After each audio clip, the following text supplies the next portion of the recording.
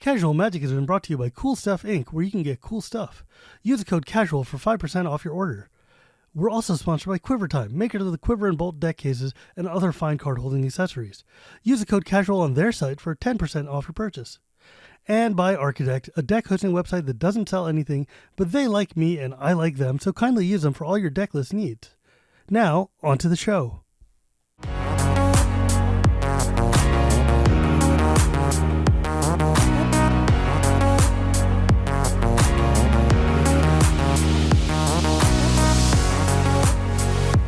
Hello and welcome to Casual Magic, the show where we talk about the fun side of Magic the Gathering.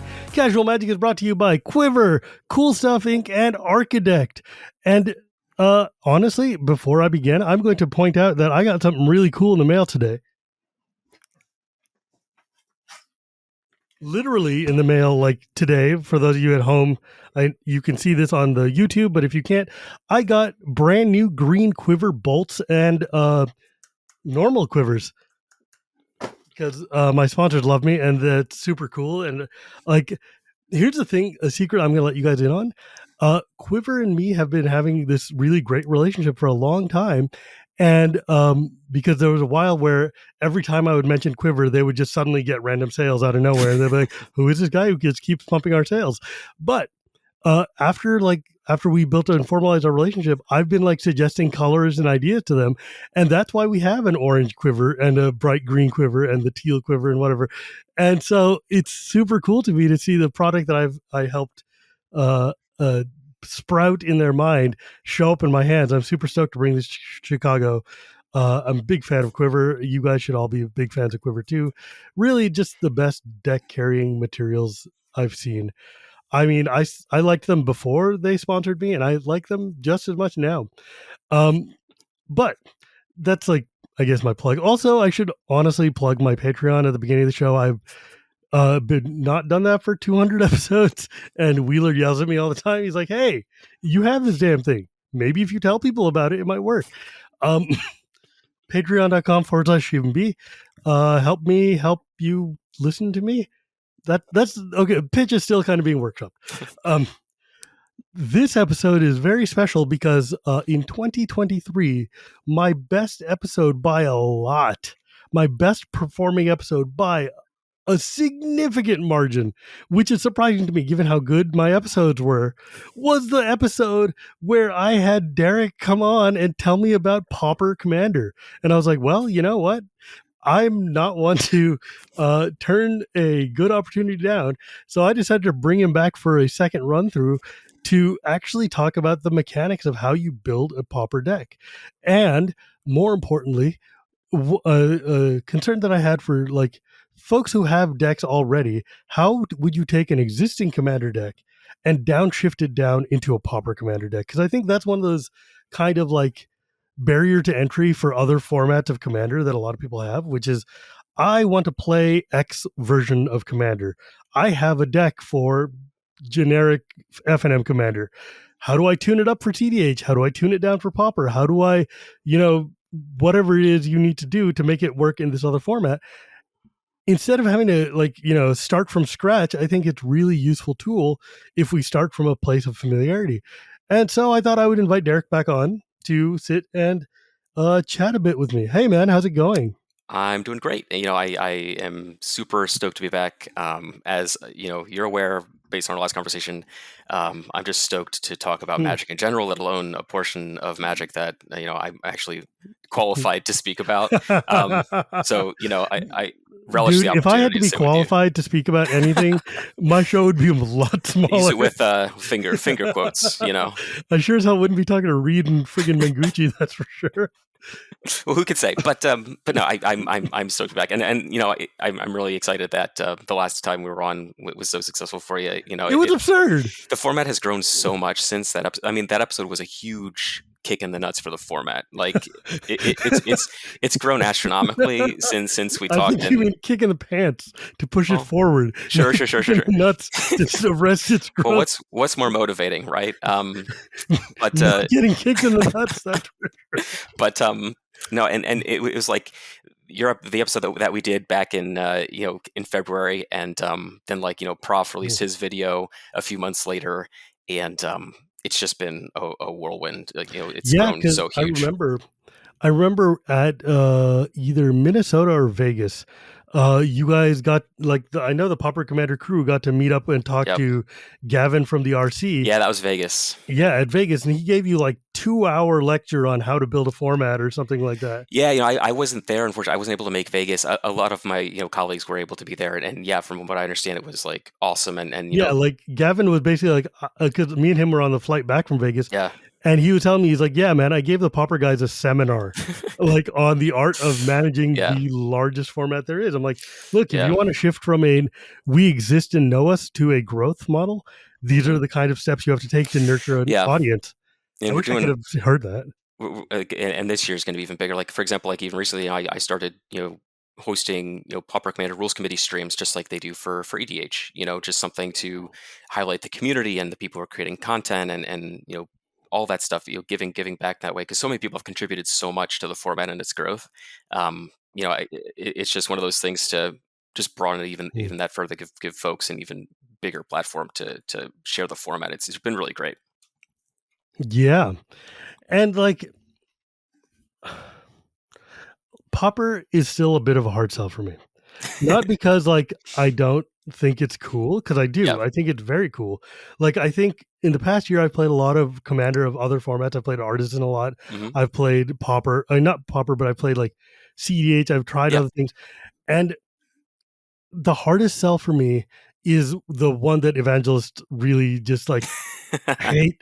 And I'm like, dude, it's like I have to go and put in the effort to make a Yeah. Pauper deck. And they're like, I will give you a Pauper deck. It cost me $1. Here's Right. 12 of them. It's like, because God knows there's nothing more evangelical than a Commander player who desperately wants another player. That's And exactly right. this is not a bad thing. I'm going to tell you right now, Yeah. is because I am that guy for normal Yeah. Commander, Totally. right? Totally. like the old joke we say is a Commander player doesn't walk with the deck, they walk with the table, Oh, they sure because it's do. like you always want to know. You never know. It's like, oh, you want to play Magic? Here's 12 decks. Let's just grab some people and sit down. I've got a Hmm. pod. I'm ready. Here's some play mats. Here's some dice. Don't worry about it. Yeah. I've got everything you need. You just need to be the Yeah. hand to move the cards. Yeah. That's exactly what happened in Vegas. Like, a couple folks, I know at least one or two members of the rules committee were there with like 12, 14 decks, and the PDH pals are a content creation stream. There's like 5 of them. They were all there in Vegas. They had 50 decks or something like that. Just giving things away for people to play. Basically, it was really cool. I think, but I mean, you hit the nail right on the head. Yeah, it's just I saw it, and like, not gonna lie, your Pauper friends definitely tried to sell me. Oh yeah. They're like, hey, we got some decks. You want a deck? I'm like, I can't play. I can't play. However, I relish the fact that you're here and that Yeah. you're sharing your love. Like, I want this. I like people sometimes misunderstand me as being like a total like, conservative when it comes Oh, to, for or sure. not conservative, but like Just like kind of aloof. yeah, just not conservative, but more like the purist when it comes to Commander. Oh, I'm sure, like, sure, no, sure. dude, I want all the formats to. I want every variant Yeah. of Commander to exist. The more we have, the more ways people have to play, the better off we all are. Oh, totally. Exactly. But my time is also very limited, so I Yeah. No, I can't. mean, you've got a lot going on. It's hard to find time to sit down and actually play when there's a million So, things to do. so for the folks who were not here last time, can you give me the 10-second on what Pauper Commander is? Yeah, so it's commander like you know and love, except any uncommon creature can be your commander, legendary or otherwise. Um, your deck has to otherwise be all commons. You start with 30 life instead of 40. Commander damage is 16 instead of 21. And there are only 2 cards banned, Ristic Study and Mystic Remora, because they are insufferable. That's it. Ristic Study and Mystic Remora. Yeah. God, It's funny to I see all the discourse pop up around those cards in like CDH, and we're just like sitting over here twiddling our thumbs, like we just got rid of those, first thing. Really, I mean, yeah. Well, CDH is beholden to my list, yeah, and I was like, you know what, man? Anytime you guys want to make your own, feel free. But secretly, I don't think they do. no, I think they really like having somebody else to point and yell at, because, like, look, and this is not a shade on CDH. This is Mhm. what I've been told from people who are high in the community, which is like, look, it is much easier for us, rather than find which of the myriad groups we have that will run the show. Yeah. If instead an autonomous third party is running the ban list that we equally hate, That's it's right. just much easier to deal with. Yeah, just scapegoat it. Just get it out of here. Yeah, and Outsource the problem. and you know what? We're happy to do it, man. It's like I've said over and over again. Commander is open source. It is an umbrella of formats. Oh, We yeah. give you a framework. You choose to do with it what you want. If you want to make tournament players, if you want to make CDH, if you want to make PDH, if you want to make PCDH, I don't know. There's things that's like details. I'm Yep. happy to support you. Here is the rule set that we've got. Do with it what you will. Yeah. So that's the quick rundown. Those brief points there. Okay, so let's get into the nitty gritty here. Yeah. I am Joe EDH, and I've come to you and said I would like to Pauper. How do I do that? Well, so there's a couple ways you can approach it. It depends on the kind of player you are. Like if you're the kind of player that really identifies with commanders specifically, like that, you like to build top down like that, then it's about finding something that appeals to you in that. Okay, in so that actually, space. I think I need to drill down into this point specifically because this is one of my actual pet peeves with PDH, and not peeves, but it's just one of the challenge points I run into. Yeah. Which is that because, and correct me if I'm wrong, your commander can be literally any uncommon creature. That's right. Yep. That is a lot of creatures. It's a bajillion. Yeah. That is like a significant tens of thousands of beings that I could choose from. Like earlier, Commander was much easier in that it was like, look, you've got a couple hundred dudes to pick from. You pick one, you build it. Now it's like 1,000 something legends or whatever. But every set.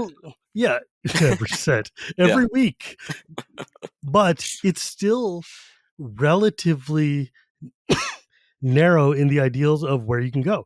Like it's pretty. That's fair. It's like I can sit there and say, like, I want to build a sea monster deck. Okay, well, do you want to build AC? Do you want to build Kiora? Do you want to build, whatever? There's like maybe like a handful of commanders I can choose from. Even like the most popular tribes, zombies or whatever, have like still like 10, 12 commanders. Yeah. How, when I'm confronted with the infinite variety of uncommons that exist in Magic, how do you even start? So if you just want to kind of find something and start diving in, the best place, in my opinion, is maybe the last 3 or 4 standard sets worth of signpost uncommons for limited. We mentioned this when we spoke last. They're really great places to go because it guides you in a deck building path. You don't have to like sit there with like this kind of abstract text box and figure out how you want to apply it. It just tells you like this is what I want to do as a commander, and then you can go from there. And it's very easy to kind of pick and choose what effects you want in that umbrella. So if it's like somebody who is very kind of overwhelmed by the amount of options and what's available, that's probably where I would direct them first. So for there's instance, a lot of great stuff there. Just to pull a card from my desk that's sitting right here. Like Nikonzil, Current Conductor from Lost Caverns of Ixalan. An uncommon Merfolk Scout, 2/3 for... I have one right in front of me too. And he's like, whenever a creature you control explores land, you put the land into play. Or you can... Whenever a creature you control explores and they see a land, you can put a land in from your hand onto the battlefield tapped. Whenever a creature you control explores a non-land, you put a 1/1 on Nikonzil. So Nikonzil is basically saying, hey, find exploration. Right, exactly. And then once you start looking, you realize that there's maybe like 15 cards that say explore uncommon, and you immediately just move on to the next thing. Yeah. I guess but that's your point, true, your point stands. Like it's a good example of like what we're talking about here. Like something. Well, I mean, that's also an entirely valid concern. It's like, hey, look, I looked up a cool uncommon, and it turns out there's nothing for it. Okay, I can just discard it and move on. Yeah, exactly. When we last spoke, Brothers War was something that we were talking about a lot.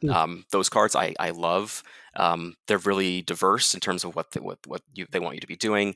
Some of them care about artifacts. There's a soldier typal commander, but like those sorts of things. The stuff that is built to direct players in building limited decks can also direct you in building Pauper Commander decks. If you're not somebody that's like overwhelmed, you kind of have an idea, of an effect that you like, it's easy to kind of search for those cards on Scryfall if you're adept at that. If you're more enfranchised, there's more avenues that you can pursue initially. Or if you're somebody that like wants to translate a commander deck that you like to a PDH deck, that's a little more complicated. It involves more identifying play patterns and these sorts of things that you might want to replicate. There's a number of different paths to take initially. Okay, but So before we get down that path too far, Yeah. like for instance, there's Tatyova, the Hmm. classic. She's Oh good enough yeah, to play in Big Boy Commander, good enough to play in CDH even, sure is, and certainly good enough to play in Pauper, right? for sure. She's an She used to be uncommon. a big boogeyman on the format. Yeah. Yeah, because she's basically Tulane Light, man. Yep. Put a Exactly. land into play, gain a life, and draw a card. That card Yeah. is nutty already. It's just free Uh, stuff. but you could also have Kiora's follower as your like commander, Hmm. Yeah. or I mean, God, I got distracted by looking at uncommon commanders, which is a thing you must deal with all the time. But I think what I'm looking for more here is because you said something that triggered a thought in my head of Hmm. act like this is a limited format, which Yeah. is a very cogent point, which is like, hey, man, look, find it uncommon and build around it and make sure there's stuff to build around. You've got the Yeah. entire history of Magic to build around. So where can we go from here? Mhm. Um, you said something really cool and I wanted Well, to while, talk while about while that. you get it back, I will say that like another great aspect of these signpost uncommons is that a lot of these limited archetypes have been reused in multiple sets, Mm. so there's a lot of stuff to draw from. They're very easy to build out. Yeah. So I mean, that's I another think reason one why of they're the good. the keys is that a lot of uncommons are monocolored. So Hmm. you really do want to kind of focus on multicolor because like Falconwrath Noble or Blood Artist are both uncommons, They sure are, but like you can't build a good black white Aristos deck with just with black. just the black cards. Yeah. Yeah, I Um, mean, only yeah. recently was there a card printed in Lost Caverns that the black-white 2/1 vampire that you sacrifice an artifact or a creature to give a +1/+1 counter. Oh, that Like, card's so I good. think it's like the only uncommon Orzhov like free sacrifice outlet that exists, other than like Cartel Aristocrat, and this one actually like can attack. So like, Mm. it's a big deal that people are working with now. That card. Yeah, like I was looking at like Troyan Gutsy Explorer from WoW, Mhm. which is Yeah. the one that gives you mana for a 5 or greater Yep. or spells at X, and I'm like, that seems like a super fun card. Yeah, it's really cool. What do you guys think about adventure cards? They're Like awesome. Imidane's Recruiter or something like that?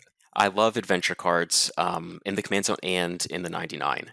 Mm, The reason being is because it's a lot more like a limited format. Card advantage is much different. mm. There's not there are barely any cards that'll just say like refill your hand, right? Like you have Distant Melody if you're playing a Kindred or Typal deck. God, I love Um, Distant Melody. yeah, you have like Keep Watch where you draw a card equals the number of attacking creatures, like things that scale like that. There's very few of those cards, but most of the time you're just kind of nickel and diming for card advantage, and adventures are a great way to do it because it's two spells on one card, Mm. really. Um, and that goes for in the 99 command zone. Like the Recruiter is a really cool commander. There's one. It's like it's like a stag. It has an adventure for 2 mana where you draw 2, discard 2, and then if you play the creature half is like a 3/3 or something like that. And whenever you cast a spell with mana cost 5 or greater, it gets a 1/1 counter. Oh, that So sounds hot. yeah, it draws you some cards. It refills your graveyard, so you can do graveyard synergy stuff. You can play Oh yeah, big flashy Tempest Heart. spells. Yeah, that's the one. But adventures are great, and it was really funny. Like now that they've started printing like adventures with like multicolor and legendary adventure creatures, where like EDH has to like introduce this idea of like having adventures in the command zone. We've been doing it for a while. It was really cool to see that we could just come in and say, "Hey, everybody! Like we have experience with this. This is how this works." It was pretty cool to see. Yeah, we definitely had a discussion when Belluna or whatever it was, Yeah, the adventure mythic came out, and we're like, oh, how does this work? yeah, yeah. But adventures are awesome. It's a really great example of like a class of card that you really kind of actively want to seek out. Cards that like adventure, cards that have flashback, cards that have rebound, and we'll go into that a little bit more once we get into more Yeah. deck building stuff. So where am I? Because like the problem with talking to you is that like you spark an idea and then I lose it Yeah, before I can get it back to it. Like when we were talking about setting it, because like there's the notion of creating a PDH deck. yeah, You want to find your commander. Obviously, you want a commander that's got a supported archetype, that got hmm an idea of how to build a deck from here, yeah. or like you don't want to go too narrow into like the set mechanic for a random set that's only got Right. like That gets kind of 6 tough. cards in it.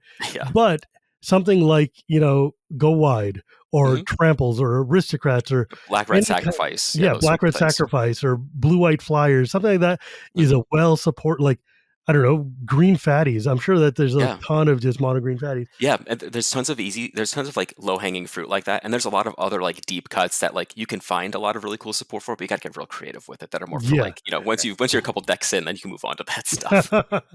Well, because I'm also thinking about like for instance, I was playing with the Lord of the Rings cards with my son the other day, Hmm. and we were playing with the Lord of the Rings new starter kits they came out with, which Yeah. are like intro decks. And he likes to play the Mordor one, so it's like a red black. Hmm. And the main card in that one is Ugluk of the White Hand, which is two Oh red yeah, black yeah. for a 3/3, which is whenever another creature you control dies, put a 1/1 counter on it. But if that creature Hmm. was a goblin or an orc, you put two, Yep. which is sort of like Gets a big. way to build a Voltron commander and Yeah. also get all these goblin tokens and just kind of go wide. And I was like, wow, that Yep. would be a really interesting deck to Hmm. build. Yeah, it's really cool. There's another one that's similar. It's like whenever if you put a 1/1 counter on an orc or a goblin, it gets it. It's like a hardened scales for an orc or goblin. Yeah. There's like Lord of the Rings was such a great set for the format. There was just infinite legends at Yeah, Uncommon. that's what we want. It is so dumb. It is so dumb. Yeah. I mean, friggin' Peregrine Took by himself just sit there and says, like, Oh yeah. let's make all sorts of tokens all day Hmm. long forever. Oh yeah. Draw a bunch of cards. It's sweet. Yeah, oh my god, it's so dumb. You must be in love with maps and clues. Maps are my favorite. Explorer is one of my favorite mechanics in the game. Mostly because like I'm a very tactile player. I like to manipulate my cards, and with maps and exploring, you reveal the top card, you put it in hand, put it in the graveyard. I like that as it's just like a play style. So like, maps are amazing, and I love it. And clues as well. They're great ways to just like draw additional cards in the format. Okay, so tell me how many Rosy Cotton decks showed up immediately after that card was printed? There's one guy I know I name dropped him last time. His name's Fintorn Brownie on Twitter. He just builds mono white decks, and he posts screenshots of him playing Rosie Cotton on Arena all the time, just like with just these truly abhorrent boards of counters and things. It's insane. The Dude, dude's a maniac, but Rosie Cotton she, is awesome. she is so good. Like, Yeah, she's everything I want to do in every color of the format. I just yeah, love she's super this. cool. Yeah. But yeah, okay, so let's focus down a bit more. Yes, let's. Um, so one of the things that I've been doing that listeners will now know my obsession with has been talking about building a Cadira deck. Yeah. Cadira is an uncommon creature who I will read to you guys because you may not have listened to the last episode or 2 episodes ago with Commander Mechanic, where we spent like 2 hours breaking down a Cadira deck. Cadira, Caller of the Small, is a 1 green white Orc Ranger legend, and it's a 3/3 uncommon for Baldur's Gate. And it's got trample, and it says whenever it deals combat damage to a player, for each token you control, create a 1/1 White Rabbit token. I have been obsessed with building an EDH deck around this card because me and Wheeler talked about it because we in our bonus episode for Shivam and Wheeler Love Magic, one of the things we do is we get either submitted a random legend or just hit random on EDH Rec and see what comes up. And that was a card that came up, and he loves rabbits and I love tokens, so we were like, what do we do? Yeah. And we came up with this idea of what if we made an anti-token tokens deck where it's like load Cadira up with Voltron with like all these equipments and stuff, Yeah. swing in there, make a ton of bunnies, don't pump them up with things like, your standard anthems or all Right. your tokens, your Cathar's Crusades, etc.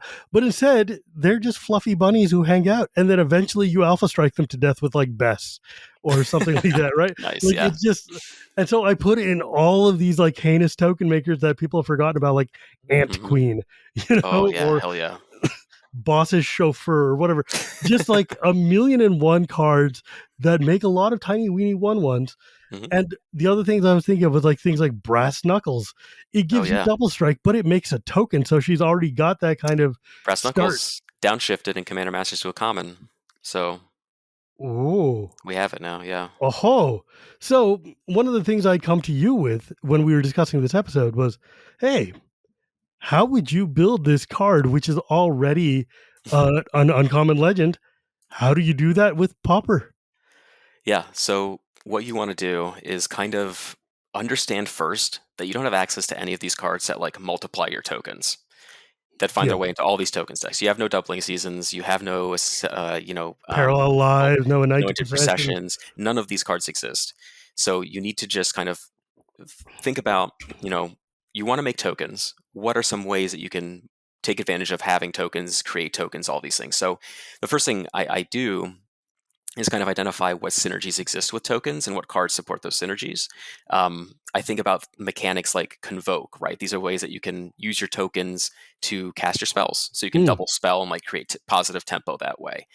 There's a great card called Triplicate Spirits, which is One a of my 6 mana favorite sorcery. cards, man. Yeah, I love it too. It's a 6 mana spell. It creates 3/1/1 white spirits with flying, but it has convoke. So you can use your tokens to make more tokens. Same thing with like Battle Screech, a famous Pauper card now. Battle Screech. Yeah. Battle Screech, like, was one of the cards I was actually thinking about for normal Cadira because Mhm.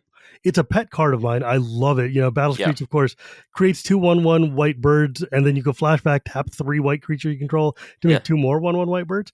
Card is a house in limited formats and in Mhm. cube and whatever. And Yeah. I was like, I don't know if it's got a place in normal Commander, but in Pauper Commander, Has a this thing's place here. probably insane. It's very, Or very like good. Sprout Swarm, the most disgusting Yep, token maker that's of on all my list time. too. Spreads were made, and like Scatter the Seas is another one from Ravnica. Create 3/1 green saplings and has Convoke. It's a 5 mana instant. There was a Um, card from Modern Masters. I don't remember, but it was like it was something in that vein. It made a soldier and it had buyback, Recruit the flashback, something. Worthy is what you're thinking of. Yeah, it's Recruit the Worthy. one white mana, buyback 3 generic, makes a 1/1 Oh white yes, see, soldier. I've been looking Mhm. for a home for that damn card Yeah. forever. So like there's a lot of spells that make like a lot of tokens, right? Like Triplicate Spirits, Battle Screech, these cards. There's also cards that create like tokens on a more persistent basis, like, Recruit the Worthy, Sprout Swarm. What are some examples? Spore Mound is a 3/3 landfall Mm, creature. Whenever a land enters the battlefield, you make a 1/1 saproling. oh, I love that In card. Ixalan, there's Envoy of Okanek, a Howl. It's a 3 mana 3/3. You get 5 mana to make a 1/1 gnome token. So just like it's like a mana, it's just an Mm, outlet for mana. right, right. Um, So actually, while we're on that mana outlet, mhm. how fast or slow is PDH comparatively? It depends. I mean, there are if you're building your deck to be super competitive and win as fast as possible, and you get lucky, you can win on turn 3. Um, But do you have time to do things like get mana things like Envoy of Okanek working? in most casual decks, yeah, most casual games for sure. Even a lot of competitive games, just because a lot of the competitive games involved like everybody's trying to stop the combo player from winning. So games just tend to drag on a little bit a lot of the time, unless they are able to slip a win through. But in most casual games, they go pretty late, and you have plenty of time to generate a lot of mana and just like pump mana into this thing. You know what's fascinating? It's like I'm looking because you gave me this architect list of cards that you were kind of thinking about for this, Hmm. and I was looking at this, and it's wild to me how many of these cards are ones that I would have used in the normal deck as well, Yeah, like or that I was thinking about to use. Like there's the Glittermonger from New Capenna. yeah, Taps to create a treasure token, hmm, which is such a good token because it doesn't die very easily to all the sweepers and stuff. right.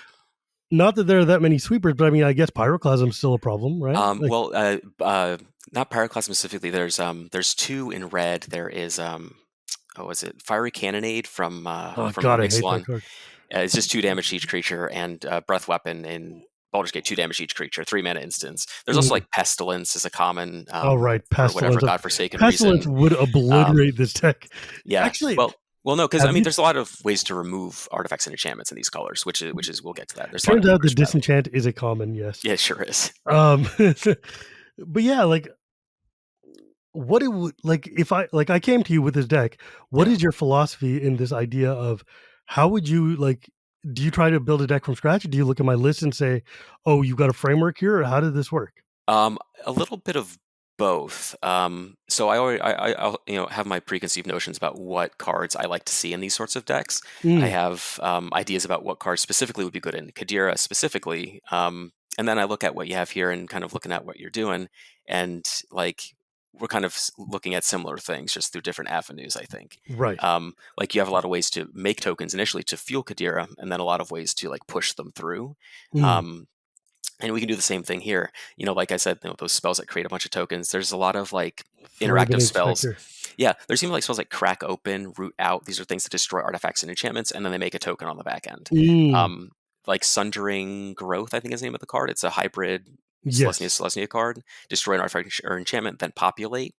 Oh, So there's a lot of ways to that's double up. actually that's This is actually hot enough that I might run it in yeah. my other deck. These are exactly the kind of cards that I'm talking about when you want things to be pulling double duty when you want to generate card advantage, so to speak. You just want your cards to be able to do multiple things or be modal. If you look, there's a card here called Family Reunion from Lost Commons of Ixalan. It either gives all your things +1/+1 until end of turn, so pushes a lot of damage, or you can give all your things hexproof, so Mm. protect your commander or whatever else you want to protect. And I really like this the Chorus of Might that you got here from Mhm. Oh yeah, these pump spells Ravnica, I which is love. it's like 3 in green, and it says until end of turn, target creature gets +1/+1 for each creature you control and trample, which is right up Kadira's alley. It's like, Hmm. hey, look, I've got a swarm of bunnies and other crap, Yeah. and now she's just going to get mega big and have evasion to be Yep. able to break through. Yeah. Because one of the things in common is that you don't have a lot of the same kind of like escape mechanisms that I Hmm. do in normal Commander. Like I can't use Rogue's Passage or Right. like other things that make my thing unblockable. Or I mean, there's Yeah. not a ton of double strike at common. I know we were talking about Not a Brass ton. Knuckles, There's a few but things like, like Flaming Fist and Brass Knuckles are two good examples. yeah, exactly. Flaming Fist, the background. Hmm. I do love you, Fist of Ironwood, man. One of my favorite pet Yeah. cards there. The enchantment that makes 2 Saprolings and gives you trample. Oh, it's so Yeah. good. It's good on something like Glimmer Baron, sacrifice a token, gets +2/+2 until end of turn, or Cloakwood Mm. Swarmkeeper, which gets +1/+1 whenever you make one or more tokens. These things just like grow.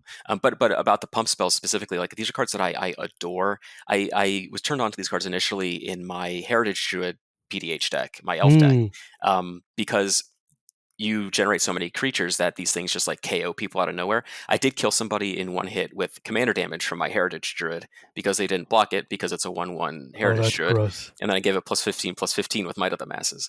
Um, so you just kind of get them a non-0% of the time. But these cards are very, very powerful, these pump spells that scale in that way. Yeah, and I mean, I love me a pump spell, so I'm not gonna. Yeah. Uh, I like you're speaking my language here, but the thing that's got me is that you're looking at cards in here that are like definite like 20-second card in the draft type of Yeah. tier, Yeah. like King Harold's Revenge from Hmm. Kaldheim, which is until end of turn, creature gets +1/+1 for each creature and trample, and it must be blocked. Yeah, I Yeah. ran that in draft, but the idea of running it here, it seems so perfect. It's Yeah, so it'll kill good. somebody. And like the thing you have to remember is that with Pauper Commander, in 90% of the games that you play, 90% of the action is going to be in combat. Mm. Attacking and blocking is super important, and being able to force your creatures through is super important. That's why you'll notice things like there's a card here called Expose Evil that nobody has ever played a day in their life. It's a 2-mana instant, white and a generic. What the hell? It taps 2 creatures and you investigate, so you make a token. But like Wow, that card sucks. but what this card effectively reads in a deck like where you just need to force through Cadira is up to 2 creatures either cannot attack this turn or either two creatures cannot block this turn. Right. And so when you're just trying to force through Kadira, it's really good as a way to just like get her in for free, make a token to fuel. You're at least getting one rabbit out of it. Um, Exactly. and since she has trample, Death Touch is another great way to go. I have a card in here called Poison the Blade, which I really like from Baldur's Gate. Just gives a Mm. creature Death Touch for 2 mana and it cantrips, so you draw a card. Yeah. So the interaction between Death Touch and Trample is obviously very powerful. And in fact, in Lost Cabins of Ixalan, we got our first like equipment that gives Death Touch in the Hunter's Blowgun. Oh god, I love that card. Oh yeah, Very you mean for powerful. Pauper? I was gonna say, I'm like, there's Yeah. no way that's the first equipment to give Death Oh Touch. no, in this format. Basilisk Collar is just like, I beg your pardon. Yeah, but no, this card's been. I mean, it kind of opens a lot of doors for a lot of different decks now that we have something that will give Death Touch on an And equipment. incidental reach, just That's right. randomly. Like it's Becomes so very good. important because, like I said, when so much of the game takes place through combat, keywords are very powerful. Flyers are very, very powerful. Vigilance is a very powerful keyword. There's a card in here that another way to just force through a ton of damage is Silver Flame Ritual. It's a 4-mana sorcery from Eldraine. It puts a 1/1 counter each creature you control, and then if you use at least 3 white mana to cast it, everything gains vigilance. 3 white. What the hell Yeah, is the Adamant ability. Yeah.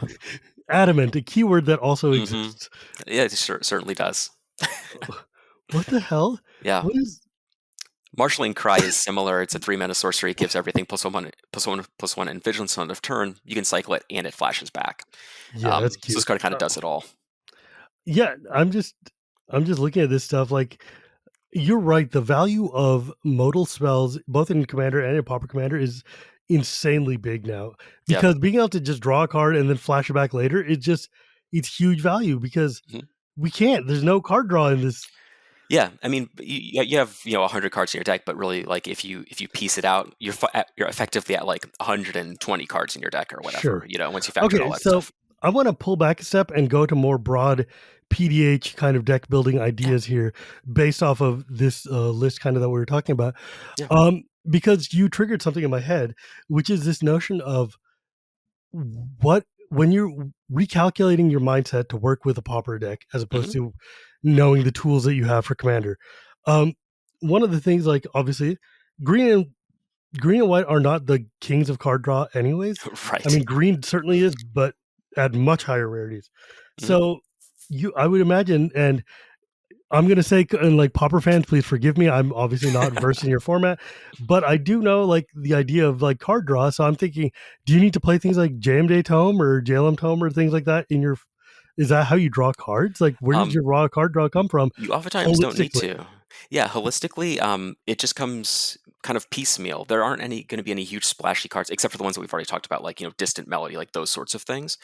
There's things like Deep Analysis, which are very good in a lot of decks. 4 mana, draw 2 cards, flashback for 2 mana, and pay 3 life. Mm. Um, there's a lot of ways to generate small amounts of card advantage like that. Like Divination, for example, is certainly playable, and we got an instant speed version of Divination in the new Eldraine set, which is a very playable card. But Mm. otherwise, you have your things like you have your basic cantrips that people use. A lot of the card advantage is found less on the spells themselves and more about just like being able to utilize your cards in multiple ways. Like So, utilizing your graveyard, for example, is a way mm. to generate a lot of card advantage. What do you think about, like, for instance, the new Capenna lands that existed, the like Botanical Plaza or whatever, which were like, enter the battlefield, tap for 2 colored, and then you play like 2 green white sack it to draw a card. I Or like them in decks that can support them for sure. The thing about Pauper, when you're playing a 2 color deck, plus all your mm, lands are going to enter tapped. All the duels enter tapped in this format, sure. so you need to be very careful about how you kind of plan out your deck and what turns you expect to play on, because a lot of your stuff's going to enter tapped. But Mm. with New Capenna, in fact, the more impactful lands have been the ones that come in and immediately sacrifice to fetch basics. Because of a card called Scare Tiller, which is very popular in a lot of casual Mm. decks. Whenever it becomes tapped, you can put a land from your graveyard onto the battlefield. So you return it, it sacrifices instantly, gains you a life, gets you another land, and you do that every Oh, turn. that's cute. Yeah, Oh, that's yeah. cute. Yeah, Scare I didn't Tiller even is think about a that. it's a really really interesting card. But like, yeah, like there's a lot of cards, lands that draw you cards, like the spheres from New Phyrexia All Will Be One. Mm. Those you pay 2 mana sacrifice to draw a card. Those I like quite a bit as well. And then obviously the cycling lands as well. There's a lot of those. Okay, so I put into Scryfall, draw a card, colorless, common. And Yeah, one of the cards it pulls up is a card that I guarantee you has never seen play in the history of I mankind. know. I think I know exactly which one you're going to say. Soldevi Sentry. Yep, that's the one. It's a 1/1 for one that's got the ability, one, colorless mana, regenerate. Target opponent may Yeah. draw a card. See, the real trick to crack this card is to somehow make you the opponent. That's the trick.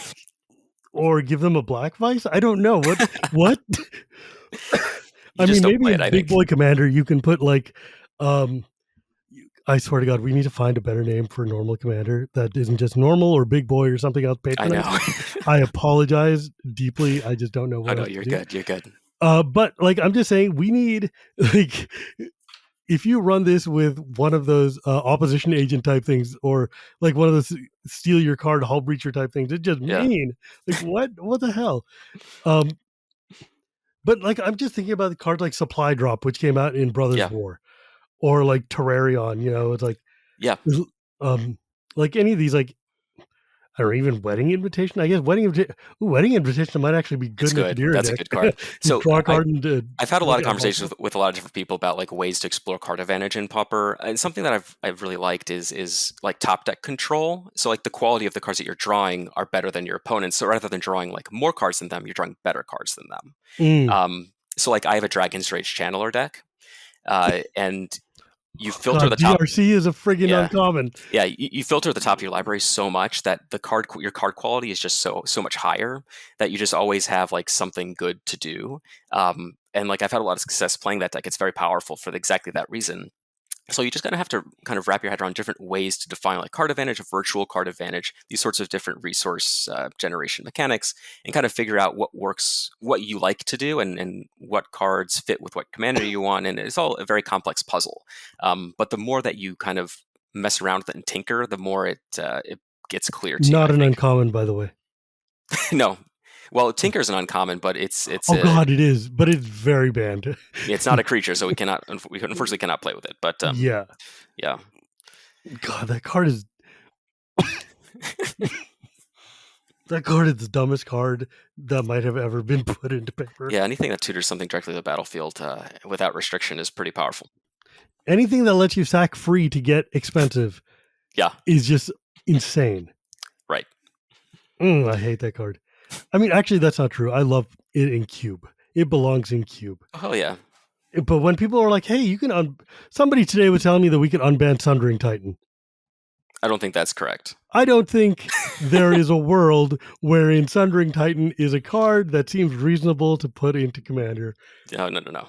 Just Yeah, think about that one. we'll leave it at that. Yeah. But yeah, no, so that's kind of how I approach card advantage. It's very rarely as simple as just like finding a spell that draws you some cards. You just kind of creative about how you're utilizing your resources. Oh man, I'm just looking through uncommons, and there are a whole mess of them that were printed in Jumpstart 2 that I'd never Mhm. seen before. Like Yeah, there's some cool stuff. Ingenious Leonin, which is like, a cat soldier 4/4 that says for 3 and a white mana, put a 1/1 counter on another target attacking creature you control, and if that's a cat, it gets first strike till end of turn. Yeah, That seems amazing. yeah, go for it. Or like Angelic Cub, the one which is like the first time it becomes a target of a spell or ability, put a 1/1 Mhm. counter on it, and as long as it's 3 1/1 counters, it becomes Yeah, flying. a mono white heroic style deck, pretty simple, Mm. right? Oh, you must have loved Third Path Iconoclast, huh? It's a huge hit in the community. Huge hit. Because Monastery Mentor at home is amazing. Yeah, the Well, not even Iconoclast Mentor. is What is it? insane. It's Young Pansy. It's a better Young Pyromancer Yeah, it is. because it triggers off non-creature spells, so you can play artifact decks with it. You can play Yeah, instant. You can and play it's got Spell another Slinger. color. Yeah, yeah, it's insane. It's a hugely popular, one of the most popular commanders of the last year. Have you run into anybody running Cradle Clear Cutter? The one that like the guy has Cradle on feet? Yes, there's a gentleman, another rules committee member, Alcadron, as he's known on the internet. He has a Cradle Clear Cutter deck. He has millions of decks, but he does play Cradle Clear Cutter, and it's sweet. Yeah. Yeah. Okay, so one of the other issues with PDH is, like we were touching on briefly, mana. A Yeah. lot of the good mono rocks and mono creation that is so fundamental to higher tiers of Commander are artifact based. Yep. And a lot of those artifacts are uncommons or rares. Yep. There's not a ton of mono rocks at common, and the ones that are common are generally heinous to play. So there's some that are deceptive. I think it's deceptively deep. It's tough to kind of grok when you're used to playing with commander legal mana rocks of higher rarities. I guess But, like, kind of what I'm hoping for here is that you Yeah. help me understand how to be kinder about this. Shivam, I will teach you to ramp in Pauper Commander. Let's do it. Okay, so you have your mana rocks. You have access to Arcane Signet first and foremost. God, A that's card that you common. love, a card that you adore. So you're already bought in. You have Thought Vessel, another Oh. great common mana rock. Mind Stone, Felwar Stone. These are just the 2 mana rocks. Oh, I forgot that those are Falwar Stone was a common. Yeah, you also In have the all dark, the maybe? diamonds. That if you're kind of scraping the bottom of the barrel, you have the diamonds like Charcoal Diamond, Fire Diamond, those cards sure. from Mirage. The 3 mana rocks are actually quite good. Bonder's Ornament from the God, I Ikoria love that Commander card. decks. I love Bonder's Ornament. Yeah, Lantern of Revealing from Baldur's Gate is another good 3 mana rock. Commander Sphere. There's a lot of good ones. Yeah, I guess like all the rocks that aren't fit to play in Yeah, the eyes of more jaded players have a home here. yep. And in your green decks, you obviously have access to all the good ramp spells: Cultivate, Kadama's Reach, 3 Visits, Nature's Lore, Rampant Growth, all of that stuff. Sure. So there's a lot of great ways to ramp. You've got a lot of good mana dorks, like the Boreal Every Druid, mono dork. Arbor Elf, Llanowar Elves, all those guys. Poor Ornithopter of Paradise is an uncommon, though. No, it's a common. It's a good. Is it a common? Yeah, great mana creature. Great Oh my mana god, creature. it's Ornithopter of Paradise is like one of my favorite cards to come out in the past 3 years. It's really good. It's an ornithopter that is also a birds of paradise. Exactly. Literally, what else could I want in the world? Yeah, and it's colorless, so it goes everywhere. Yeah. People look at me like when I pull it out of like random decks, they're like, "Why would you play this card?" I'm like, because it's an Ornithopter of Paradise, and I can mutate Nethroi onto it, and now it's a 5/5 flying lifelink Death Touch Ornithopter of Paradise. So maybe let's chill. You could either attack with your 5/5 Death Touch lifelink, or you can tap it for a mana. Yeah, it turns out the choice is yours. Turns out very good. Yeah, no, like that card's very good. Like, there's a lot of great ways to ramp in the format that are outside of green. Like the green stuff's obviously very powerful, very telegraphed, but the colorless stuff like the mana rocks, mana creatures, even like, Mannequin, I think is a common too. Mannequin. You don't play Mannequin, you could do better than that. You can play Decanter of Endless Water first. It's a 2-mana creature. You can also do like, Urgolab's Eye and Sisay's Ring, 4 mana tap to add 2 colorless if you want to do that.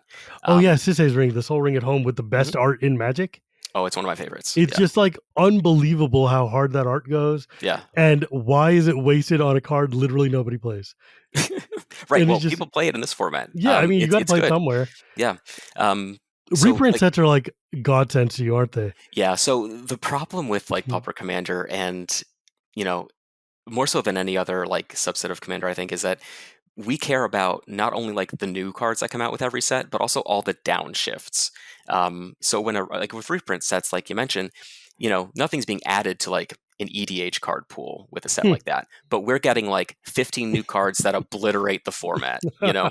Like with Commander Masters, for example, like Teshar Ancestor's Apostle was downshifted to uncommon.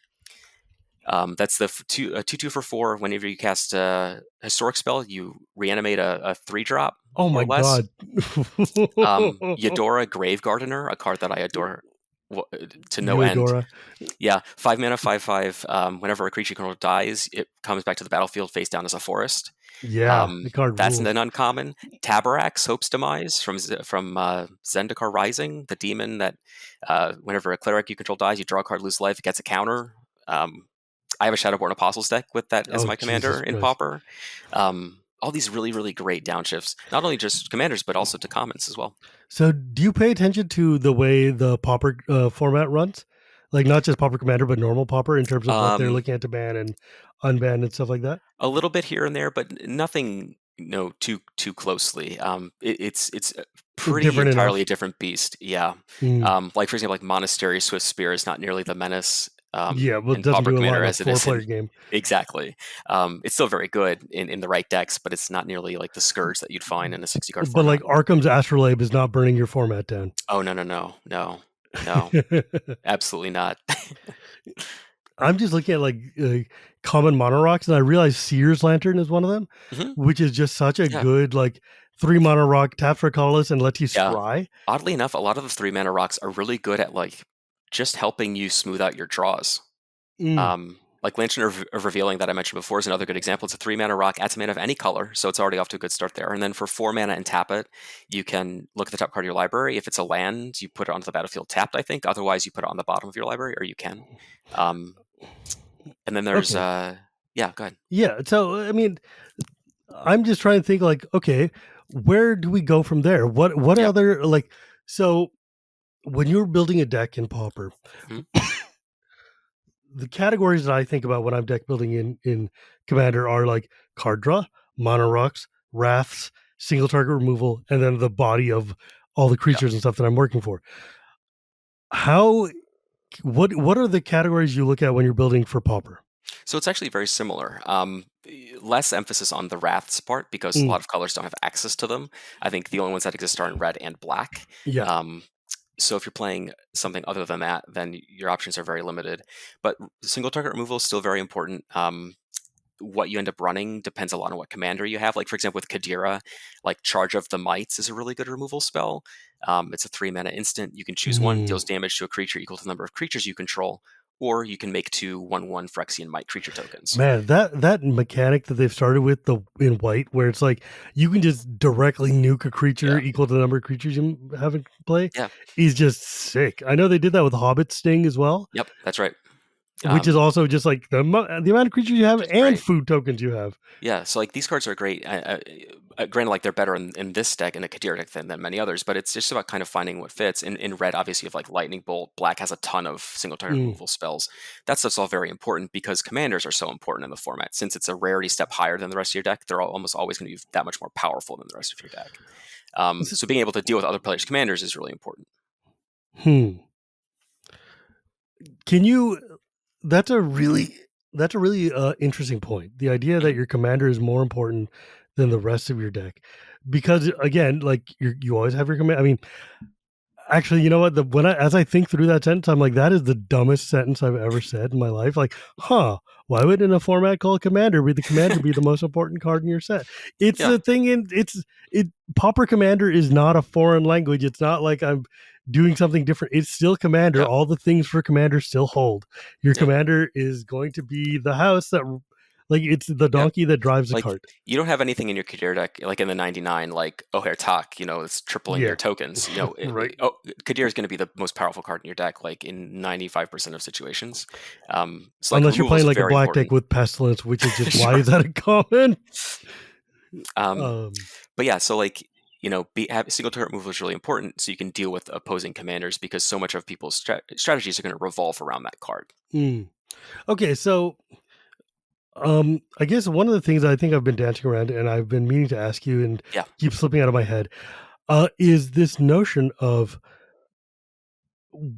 acceptable card. Like, you have in your head a heuristic of like important pauper cards that are just like, oh, we should be like not I don't want to use the word stapled, but you know what I mean. Yeah. In terms of like, these are fundamental effects and fundamental cards that we should be putting into pauper decks, and you should tinker them. You should tailor them to the needs of your commander.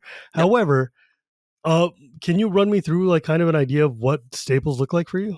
Like, what sort of things do you always want to see? Like very broad applications cards that deal with whatever, just do what you want to do better than anything else. Like Snuff Out, for exple, is a premier black removal spell. Yeah, destroys a non-black creature, cast it for free by paying 4 life. Mercadian Mask. These were the days where things. Who knows why they were the way that they were. Cards like Counterspell, for example, it counters any spell, so it's the best one there is. Obviously, there are other counterspells that fit better in other decks, but Counterspell is Counterspell. These sorts of cards that the value of a replacement is so high that there's no reason to really cut it for anything. Do cards like Negate and Essence Capture have places in Negate more than Essence Scatter? Negate is actually really good because there are a lot of really important non-creature spells, more so than our creatures, because removal spells can kill creatures, Right. So being able to counter like a Pestilence, we keep coming back to Pestilence. Countering Pestilence is very powerful. Dude, Pestilence is one of the think about the fact that in a format where you could draft Tolarian Academy or Gaia Trail or Sarah Sanctum or whatever, the fact that Pestilence was easily first pick in Urza Saga tells you something about how insane that card. People look at Pestilence, and I hate to tangent yet again, but people look at Pestilence, and I think young kids don't quite understand how utterly absurd that card is in every metric you can imagine. Like, there's a reason why it was like uncommon, and then they printed it at common, and then never printed the card ever again. Yeah, because it's broken in thirds. It's not even broken. It is. That card's stupid. Yeah, I agree. I'm not a huge fan of it. I like all my little dinky creatures not being swept off the board, but yeah, like staples, they're just these very broad application cards. It's tough to come up with like a good list off the top of my head, but I mean, I realize I'm putting you on the spot here. Like, tell me every important card for in the green. Throat is another good example of like a removal spell that sees. Well, I guess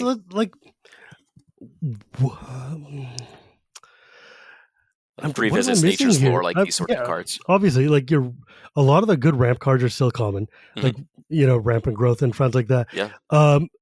The thing is, like, because I'm just thinking, and again, I'm not trying to be like, and I apologize if I come off sounding patronizing. That's not my point at all. I'm just trying to reconfigure my head to understand how this works. And one of the things I'm realizing is a lot of the cards that are just fundamental staples in Commander are also just commons. Because like fundamental cards in any format tend to, like, Shock is a common. Like Ramp is a common, Counterspell is a common, Terror is a common.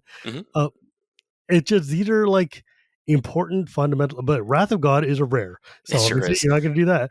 It's just But very nuts and bolts magic, you know. yeah, like good, Um, like I don't know why I'm approaching this like this is not Magic, because it is. Everything that still applies to just drafting still works here.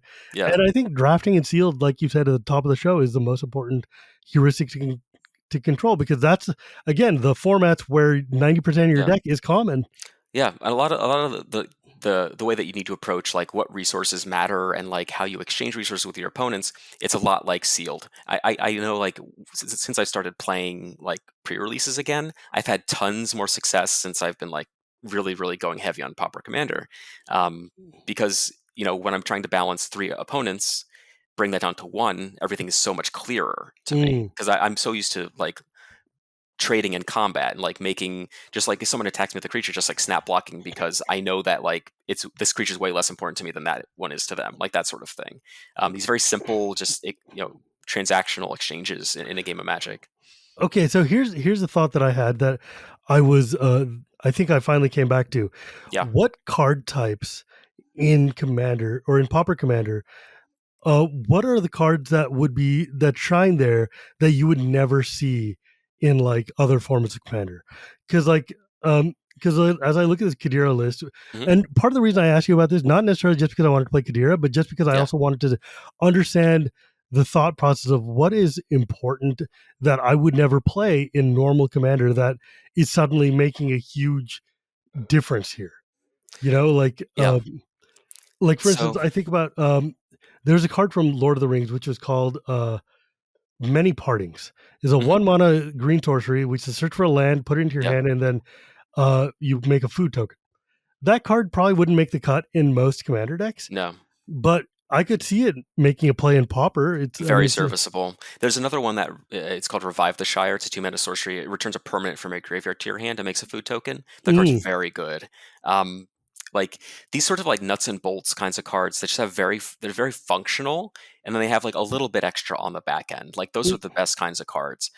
Things like Thraben Inspector are very oh good. god, It's a Thraben body, Inspector is makes a thing, and they're giving us a second one in Karlov Manor. We got a whole new one. I feel like Thraben Inspector might be one of the most perfect Magic cards ever made. I love it. It's one of my favorites for It's sure. just like top to bottom, it is like it's almost up there with what the hell is that stupid owl artifact that's black blue and draws you a card and has death touch when it comes to play? Baleful Strix. Baleful Strix. Yeah. It's like right up there in terms of just like what Perfect more do you design. want? Yeah. It's a perfect design. It's 1 mana. It gives you a Yeah. thing. It gives you a body. It's got a defense. The Yeah. card Like rules. something you have like I alluded to before, like so much of the game takes place on the battlefield in combat. So you need creatures that can attack, you need creatures that can block, and you need Mm, creatures that can trade up in a lot of situations. You need to be able to punch through. Like in normal games of Commander, you don't need to worry about that so much because they have such splashy effects on them that they affect the game in so many other ways. yes. Whereas like at this rarity, so many things, their utility is tied to their ability to attack profitably. How many board Um, stalls do you run into? it used to be worse before they've kind of like upped the power level of comments that they've been printing, but it's not that bad anymore. Doesn't happen too often just because there's a lot of very like powerful above rate creatures that they've been printing. And also, there's just so many more keywords on things, so many more kind of unique effects, um, a lot more like good removal. Um, Evasion. It doesn't happen nearly as much as you'd think. The format's Mm, actually a lot. I don't want to give the impression that it's like a fast format because it's not, but it's faster than most people think. mm.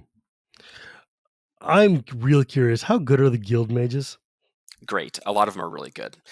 Is it Guildmage is like a really popular competitive deck because it combos with anything that makes it a lot of mana. Mm, But all the other ones, I mean, they're really fun, like yeah, Selesnya Guildmage or a love Vitu-Ghazi it. Guildmage from Return to Ravnica. Oh yeah, it's such a You can good build card. really cool token decks out of those. They're just really fun cards to figure out how to utilize, and there's a lot of ways to do them. And they're very open-ended. Yeah, like Selesnya. Selesnya Guild Mage is basically a deck unto itself. It's just Yeah, like it makes tokens, then it makes them all bigger, and it's everything you want yeah, in life. exactly. It's very simple. They're great designs, and I don't think there's any of them that are like I would actively I almost encourage want people to to build a avoid. deck around Karazda Guild Mage, the Yeah, that's an awesome one. Golgari one, because it's like it gives the power one gives target creature intimidate and +1/+1, and the second power is sack a non-token creature and make X 1/1 saplings, where X is the thing's toughness, Yeah, which is like it seems like a weird thing to build around, but it gives you a couple of directions, and black and green yep, both have high toughness creatures. yeah, It seems like it would be a real fun kind of like kind of deck to build. yeah. It definitely would be. I've seen a couple, and it's really cool. Like finding ways to marry the abilities together. It's a very fun creative outlet to like kind of figure out how to synergize Yeah. best with all the different abilities that they have. They're really cool. Um, it's interesting. Like finding a commander that you like and building a deck out of it is definitely one way. I know I alluded to like, if you wanted to port a deck from Commander to Yes. Pauper Commander, it's an entirely different beast, and it revolves around figuring out what your deck is doing and what you like about what your deck is doing. Like for example, uh, I was on a podcast last year, the PDH pod. It's a Pauper Commander podcast. One of the hosts is Alcadron, who I mentioned before. He's a Rules Committee member. Mm. And I was talking about this idea of kind of identifying what you like about what you're doing and figuring out ways to kind of find port that into commons, like figure out ways to kind of aggregate cards together to simulate that effect. And he had a really great example. He used to play Commander. He had a Rakdos Lord of Riots deck. Mm. 6/6 flying trample, and whenever and creature spells you cast or their mana costs are reduced by X generic mana for how much life your opponent's lost or whatever, something like that. Yep. So you deal a bunch of damage, you cast your fatties for low mana costs, and what he found was in Pauper Commander, the deck that simulates those play patterns closer than anything else was an Azorius deck, Aethersworn Sphinx. What? It's The from hell is Modern Horizons. It's a 9 mana 4/4 flyer with affinity for artifacts. It's like it? it's like blue white 7, Oh my god! What? and it has Cascade. Oh my god! What? So you What is this affinity thing out called? Aethersworn Sphinx. So when it comes to like casting a commander, cheating out big fatties, like this Azorius card was able to simulate that effect of his commander deck in a way that a Rakdos What the deck hell wasn't is able this to do it. card? 7 blue white affinity for artifacts flying cascade, Yeah. because it 9 mana cascade can hit everything in your deck. Yeah, you hit Eldrazi Devastator or Ulamog's Crusher, What the hell? just cascade them into play. That's So so gross. so like he found that deck simulated what he loved about the Rakdos deck in completely opposite colors, completely different circumstance, That's so funny. and was able to scratch that same itch. Um, and obviously when you have Aether Sphinx, you play a bunch of ways to bounce back your hand, recast it a bunch of times, just keep cascading all your big Oh fat man, guys you know in. what would be a fun card to build a pauper deck around? Go. Have you seen there's a card from Dominaria United called Cleaving Skyrider. It's a Oh, I think 2 I and know a what you're white talking about. 2/2 flash flyer with kicker 2 and a red. Hmm. And if you enters battlefield when it's kicked, it deals X damage to any target where X is the number of attacking creatures. I love that. That's awesome.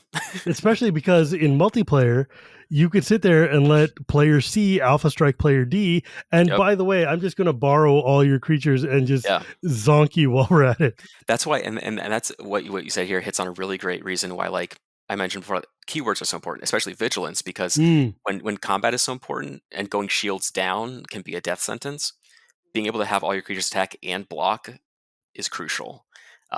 Like as a really good example of how that keyword is so valuable. But yeah, like that card is awesome. There's a really great common that reminds me of a common from Dominaria United. It's like Keldon Strike Force or something like that. It's a 3 mana 3/1 with haste, and as a kicker white generic. And if you kick it, it makes 2/1/1 tokens. And it gives everything haste if it entered the battlefield that turn. Oh yeah. Yeah. It's a red white one. Yeah, it's a red card with white kicker, but it makes tokens. It gives Yeah, everything I haste. love It's that card because awesome. I played a lot of it in that Yeah. format. Yeah, but like Uh, these are cards that like they've been printing at common now. They're just like, not commons that we would have seen 10 years ago by any stretch of the imagination, but like really cool, very flavorful, add a lot of texture to the format. I mean, like 10 years ago, the commons we were getting were things like Plague Spitter, Fugitive Wizard. Fugitive, a card that exists. Sure does. Okay. Wow, we've gone for a long time. There's a lot to talk about. Yeah, I mean, the, I'm not going to bring this to a close quite yet because I want to kind of boil down to this Yeah. thesis that we had started talking about and totally did not talk about at all until like you just mentioned it. If I have a commander deck, and Yeah. so the core here is like take this deck that you want to make and find out ways what it's doing, find out Hmm. what the goal of this deck is, and then you can translate that. Kadira is easy because she's already a ready-made commander for Right. both. Like someone like Slimefoot or Tatyova is also another just Hmm. free kind of commander that you can convert down. Yep. But if you have like a mega mythic, look at it and see what it's doing, and see where is this closest analog, and what can you do with that, and Yeah, it may you not even might be in the find some. colors that you expect. Like for example, like if you have Janara Asura of War, right? Oh, I love that card. It cares about +1/+1 counters. You're using it as a big gigantic Voltron beat stick. There's ways to find cards in Pauper Commander that simulate that. Mm, There's a card like called Conclave Mentor, for example. It's a 2 mana 2/2 Selesnya creature. It has a hardened scales effect, and when it dies, you gain life equal to its power or toughness, something like that. So that's a great commander that serves that same a similar function. Just off the top of my head, you make it very large. It attacks, beats people to death. You can play a lot. You do a lot of things that you would do in a Janara deck. You have a lot of 1/1 counter synergies, ways to force it through, ways to protect it, those sorts of things. you know who I want to build? I What's want to that? build Disciplined Duelist from New Capenna. Hell yeah, the cards are The awesome. Bant creature 2/1 double striker with a shield token on it. Yep. Oh, Yeah, three color decks are difficult because the lands are more difficult, but yeah, the payoffs are huge because but Disciplined Duelist hits so hard. it hits so hard, and you can just stack it down with a bunch of random common swords or whatever, and just start And you can punching you can people. give it there. You could because I've thought about this card in the past, and like you can play all the hybrid auras from like Lorwyn and Eventide and Shadowmoor, all Mm, those ones. Like Steel of the Godhead. You can play Rancor, obviously, as a yes. common. Um, all those auras and Okay, equipment. so what do you? Here's a card because I don't know if the listeners can tell, but I've been going backwards historically through all the uncommon creatures while you're talking to me, Yeah. because obviously I need to know which of these how many creatures, which of these 4,563 potential commanders should I be choosing? So I need to look at all of Yeah, one by them. one. Okay, do you remember Reinforced Ronin from Kamigawa? Yes, that card is awesome. That I card think it's really cool. rules. It was one of my favorite cards in that draft. And Hmm. it's a 1 mana 2/2 with haste at the beginning of your end step, return it to its owner's hand. So it's basically a free dash. Yep. And you can discard it for 1 and a red to draw a card, and it discards to your command zone where it gets Yeah, attacked, so you can pay for 3, and then it bounces back to your hand where it's just going to cost 1 again. that's right. Is Yeah. there a deck there? Yeah, because there's like equipment that attach for cheap. So when you're casting it, like Beamtown Beatstick was a really good equipment that came out in Mm, March of the Machine. mm, Gives a creature +1/+0 menace, and whenever it deals damage to a player, you make a treasure.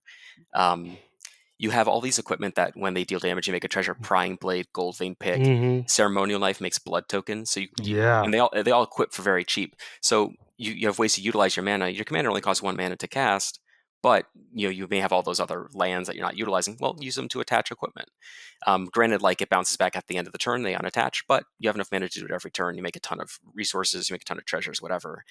There's also like fire breathing auras, like Fiery Mantle, Like that when fire it dies, breathing? it goes. Yeah, well, Fiery Mantle is perfect because you cast the Ronin, you cast the Fiery Mantle, you give fire breathing, you attack, you fire breathe it, it goes back to your hand, the mantle falls off. But Fiery Mantle has a clause where if it goes to your graveyard, it returns to your hand, so you can do it all again next turn. Mm.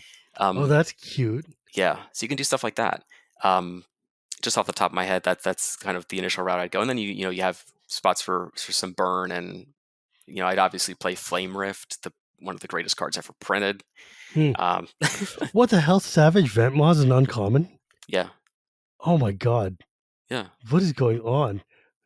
Cloud Blazer. Oh, there's a good card. yeah, Flicker, yeah, Flicker that thing. Oh, Trellisara Moondancer must be a deeply, deeply annoying commander. I've built a deck. I've built that deck. It's so cool.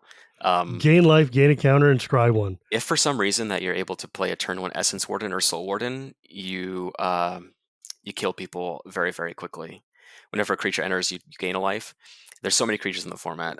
She gets huge. You're able to dig through your deck with scries to what matters, which is like I said, like controlling the top of your library is a really big way to pull ahead. Um, she just beats people to death so easily. She is awesome. What would you say are some of the biggest pitfalls people should avoid, or traps that they might fall into? Trying to play too hard to synergies, like reaching a little too far for cute things. This format really rewards functional game plans with functional cards. If you're looking at a card and you think to yourself, like, this is great if I have this, then you probably shouldn't play it. Mm, Um, you want cards that just are able to do what you want them to do without having to have like an A plus B component. mm, There are cards that fit in both categories, which is fine. But there's a lot of things where like it's easy to, because so much of deck building is in this format is exploring synergies and mechanics that work together.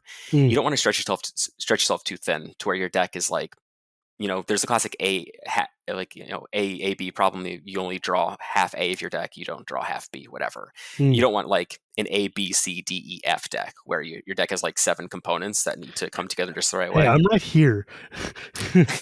Look, I'm looking at your Cadira deck. It's got 1 component, make tokens. Okay. Yeah, that's because I had to work very hard to limit myself to just. No, I do the same thing. I'm a huge synergy guy. When I build commander decks, I die on the altar of synergy till the cows come home. I sacrifice power level for synergy all the time. But in this format, you're very rewarded for not going too far down the rabbit hole, because a lot of commons are just very simple functional cards. Mm, So it really helps to play to that, not overcomplicate things, especially if you're newer to the format. man, Thopter Engineer must be such a fun deck, Yeah, but it's also it's only it really is. bread though. Uh Man, there's a lot here. Like, Mhm. okay, so as we kind of start to wrap this up, Yeah. what would you say to somebody who wants to come and join your format and wants to try to build a deck? What would you say the things that they should do to not get discouraged? Not get discouraged. Focus on newer, uncommon creatures. Don't go too back in the game's history. A lot of the stuff released in the past 2 or 3 years is very, very good, and is probably going to give you a game experience that you really like. Um, Start there, and stick to commons from those sets as well, because, like we said before, like a lot of these archetypes are shared amongst a lot of different sets. And if you're only going back like 2 years to get an uncommon creature, that same set is going to have support for that card, obviously, because it's defining a draft archetype. Hmm. So kind of like limit the scope of what you're looking at. Don't worry about trying to build the best deck. Just worry about getting together a pile of 100 cards that you can battle with. You'll see a lot of cool stuff the more you play, and then you'll get a lot of new ideas, and you'll kind of venture further as you go. Don't overwhelm yourself. That's kind of the big thing, because it's easy to look at 4,000 uncommons and all of the commons that you've never seen before and try and figure out what's optimal for whatever situation. Just kind of keep it shorter in scope, and don't make sure you pace yourself. Because one of the things that I find the best way, not the best way, but for me, one of the reasons that, sorry guys, I'm kind of sick. As you can tell, my thoughts are a little scattered. I apologize, like an hour and a half in. But the point that I'm trying to make is that one thing that I found a good way to be able to get started in this format is one of my other pet formats, which is Boxing League, Sealed Box Oh, Commander, sure. right? Yeah. Where you crack open a box, a draft box or a set box of whatever set you've got, and build a deck out of the cards you find in there, using a legend that you find, using all the other Yep. cards. Because those decks end up being like super sealed decks. They end up being very heavy Yep. on the commons and uncommons, and like a few smatterings of rares, and all your mono rocks end up being commons or uncommons as well. And so the kind of goal here is you can use one of those frameworks to be Yeah. able to build. It's pretty easy to downshift when only like a third of your deck is rares and uncommons, Right. as opposed to when you're taking your turbo like mega blingy all mythics deck and trying to make it into a Pauper deck. Absolutely. But then there's also the thing is there are just fundamental archetypes in Pauper that, like, if you look at a zombies deck, Mhm. you could build a zombies deck hella easy in Pauper Commander. Yeah, sure can. Because there's a lot of really, I mean, sure, you won't have Gravecrawler, but you're going to have No. like everything else. Yeah, So, there's just as powerful. Like there's a lot of really powerful zombie cards. yeah. Like a lot of type will support kindred stuff is really, really Oh, good. yeah, yeah. Like, there's infinite numbers of really good just cards for all of these. Like, don't try to be cute. Don't try to be doing something like, oh yeah, I'm going to play as like, Outrider and core deck and make my random flank. Like, okay, bro, let's calm down. Exactly. Let's come back. Come back from the wildlands. Yeah, well, you'll get to that point. If you stick with the format, you'll get to that point. Trust me. But if you're just trying to dip your toes and don't just make sure that you're not putting yourself in a situation where you're just gonna get overwhelmed and leave. Have you ever heard of this card, War Chanter Scald? Yes, it's a sweet one. I mean, presumably you have it uncommon, it's playable in your style. Yeah.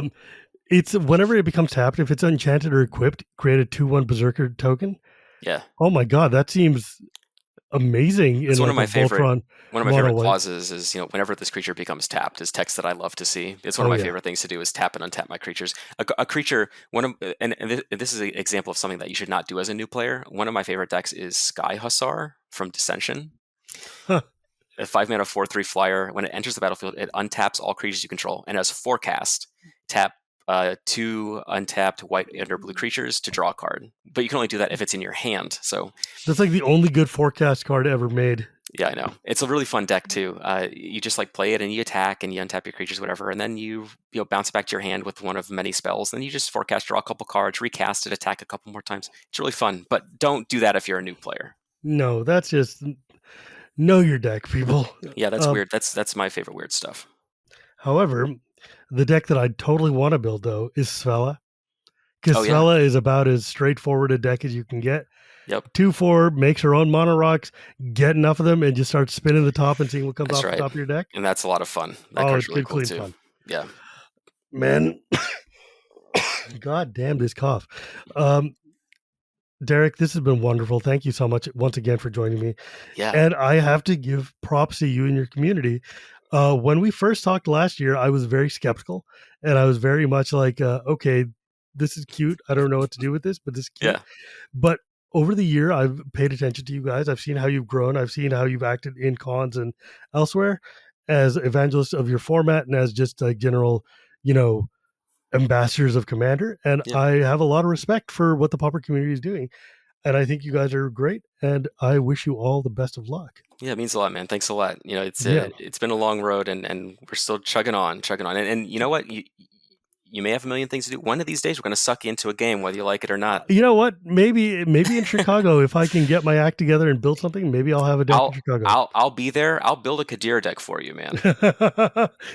Build me a Svella deck. Maybe we could talk about that. I got you covered. All right, man. If folks want to find you or more about this format or anything like that, where can they go? Yeah, so if you want to find me specifically, you can go on Twitter/X at Derek Dear Reader is where you can find me, where I talk about Pauper Commander and Commander and other things related to Magic the Gathering. If you want to get into Pauper Commander, the best first place to go is PEDHhomebase.com. It's kind of the central hub for the official rules. It has links to all of the community spaces, Facebook, Discord servers, Reddit, all of that stuff. In fact, just the other day, we surpassed 10,000, I believe, subscribers on Reddit. Whoa. So yeah, it's a big milestone for us. That's a very fast-growing community. So yeah, if you're looking for the community spaces, pdhhomebase.com is the best place to go. That'll direct you anywhere you need. And then from there, the community members at large will get you where you need to go and get you into some games. Yep. And I mean, it's Pauper, man. The upside of Pauper is that even the most expensive deck is really not that expensive. Yeah, very cheap. A lot of the cards we're talking about, you can buy for $2 total. Right. Not like the entire cost of maybe this whole podcast's worth of cards is like a booster pack. Let's be real. Yeah. It's digging through bulk bins. Yep. And what more is there joy in Magic than finding the chaff and turning it into gold? Exactly. That's what I live for. Me too. Love it. But with that, friends, as always, you can find me at Gearpur Gears. You can find this podcast anywhere podcasts are told, or at Cool Stuff Inc. on Tuesdays, or at YouTube on Tuesdays. Thanks to my editor. And you can also find me on Shivam and Wheeler Love Magic, or the Chronicles of Dragonlance podcast, or at Patreon, patreon.com/ShivanB. And remember, my friends, it's not magic without the gathering, and we'll see you next time.